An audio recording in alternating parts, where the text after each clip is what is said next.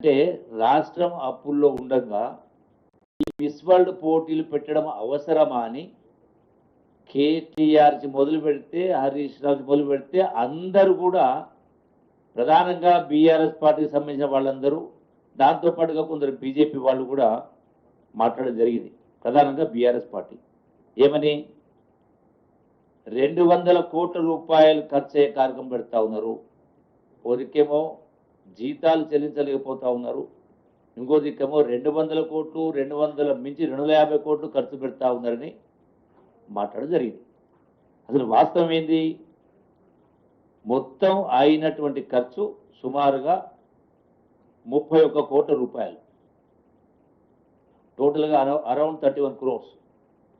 సరే, ఇంకా కొన్ని బ్యాలెన్స్ పెండింగ్ ఉంటే 50 లక్షల టు 31 crores దాకా ఉంది. ఈ మొత్తం ఈ 31 కోట్ల రూపాయల్లో ఇప్పటికే స్పాన్సర్షిప్ ద్వారా 21 కోట్లు వచ్చినాయి. ఇంకా కమిట్మెంట్స్ 10-12 కోట్ల రూపాయలు కమిట్మెంట్స్ ఉన్నాయి. అవి ఇంకా రావాల్సింది, వస్తాయా రావాలి secondary issue. But commitments, promises ఉన్నాయి. అంటే అవి కూడా వస్తే రాష్ట్ర ప్రభుత్వానికి ఖర్చు అనేది 0. పోనీ రేపు వస్తాయా రావా అనేది పక్కకు పెడితే, ఎన్ని రోజులు వస్తాయని పక్కకు పెడితే, ఈ రోజు లెక్క ప్రకారం చూసుకుంటే కూడా, ఈ యాజ్ ఆన్ టుడే లెక్క ప్రకారం చూసుకుంటే కూడా 21 కోట్లలో మళ్ళీ 3 కోట్ల రూపాయలు సుమారుగా ఆ యొక్క మిస్ వరల్డ్ లిమిటెడ్ కోసం, వాళ్ళ కోసం ఖర్చు పెట్టాల్సి వచ్చింది. చివరి నిమిషంలో ఇది ఫెయిల్ కావదని కింద వాళ్ళు ఆర్గనైజ్ చేసుకోలేని పరిస్థితి వస్తే, సో వాళ్ళ ఫండ్స్ వాళ్ళు ఆర్గనైజ్ చేసుకున్నారు స్పాన్సర్ ద్వారా.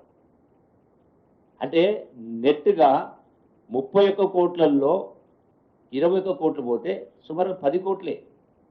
సో టోటల్ రాష్ట్ర ప్రభుత్వంకైన ఖర్చు 10 కోట్ల రూపాయలు. ఇది కూడా సబ్జెక్టు కండిషన్ ఏమంటా ఉన్నా, రాష్ట్ర ప్రభుత్వానికి మా అధికారుల ద్వారా, టూరిజం డిపార్ట్మెంట్ అధికారుల ద్వారా స్పాన్సర్షిప్ కమిట్మెంట్ వచ్చిన వాళ్ళు, కమిట్మెంట్ చేసిన వాళ్ళు, అవి కూడా ఆ డబ్బులు వచ్చేస్తే ఇది కూడా ఖర్చు లేదు. ప్రపంచంలో ఏ మూల ఏ క్షణం ఏం జరుగుతుందో వేగంగా తెలుసుకోవడానికి తొలి వెలుగు వాట్సాప్ ఛానల్ని ఫాలో చేయండి.